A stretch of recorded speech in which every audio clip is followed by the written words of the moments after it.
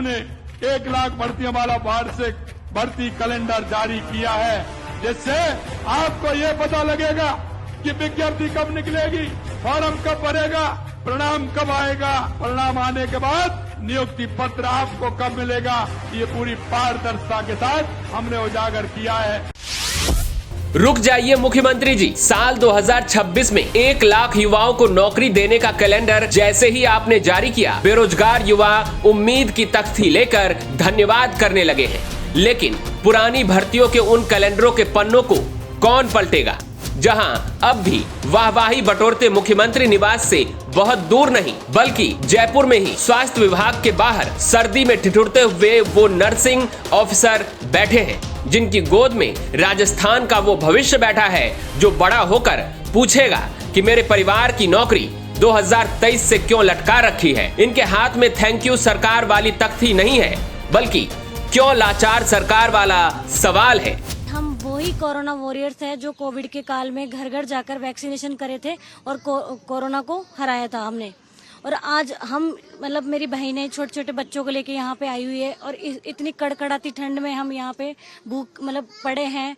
तो मैं राजस्थान सरकार से हाथ जोड़ के यही निवेदन करूंगी कि हमारा अपना वादा पूरा करो। चिकित्सा मंत्री जी, नियुक्ति दो हमें। गोद में 7 महीने के बच्चे को लेकर बैठी शांता 500 किलोमीटर से ज्यादा दूर से अपनी नौकरी का हक मांगने दफ्तर के बाहर जयपुर में बैठी है। शांता जैसे ये वो लोग हैं जिन्होंने 2023 में नर्सिंग ऑफिसर की परीक्षा दी थी और अक्टूबर 2023 में रिजल्ट जारी हुआ तो पास हो गए और नौकरी मिल गई, मगर ज्वाइनिंग से 5 दिन पहले आचार संहिता लग गई और फिर सरकार बदल गई।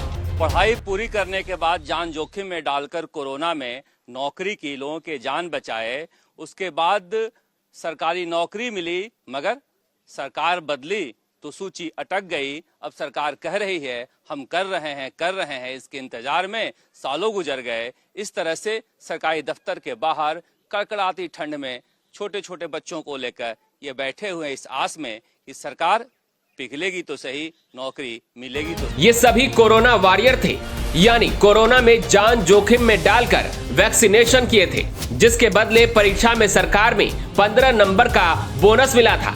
नई सरकार ने कम्युनिटी हेल्थ ऑफिसर को भी 15 नंबर का बोनस दिया था, तो 700 नर्सिंग ऑफिसर चयनित की सूची से बाहर हो गए। हमें जब तक नियुक्ति नहीं मिलेगी तब तक हम यहाँ से नहीं उठेंगे। इतना दूर है डूंगरपुर से, छोटे बच्चे के साथ कैसे रह रही ठंड में? ठंड तो बहुत पड़ रही है सर, क्या करें, हमारी मजबूरी है। नौकरी के लिए तो आना ही पड़ेगा, हम सेलेक्ट हैं, इसलिए नहीं होते तो हम इधर नहीं आते। तो जब मुख्यमंत्री भजनलाल शर्मा जनता से वाहवाही नए साल में 1 लाख नौकरी देने की चाहते हैं, तो जरा पहले की भर्ती पर ध्यान दें, जहां मंत्रियों के बयान पलटते रहे।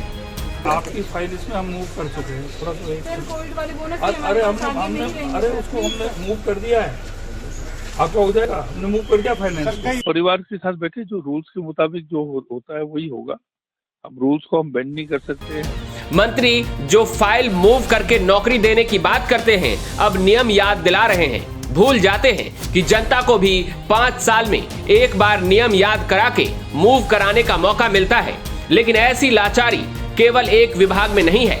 आजीविका मिशन से जुड़े वो युवा भी धरना दे रहे हैं, जिन्हें IIT संस्थान में पढ़ाने के लिए 2024 में परीक्षा करा के न केवल चयन कर लिया था, बल्कि सितंबर 2025 में PM मोदी के हाथों ऑनलाइन समारोह में बधाई पत्र भी दिलाया था। खूब रीलबाजी सरकार ने तब कराई थी, लेकिन अब महीने पर महीने बीत गए, पोस्टिंग नहीं मिली।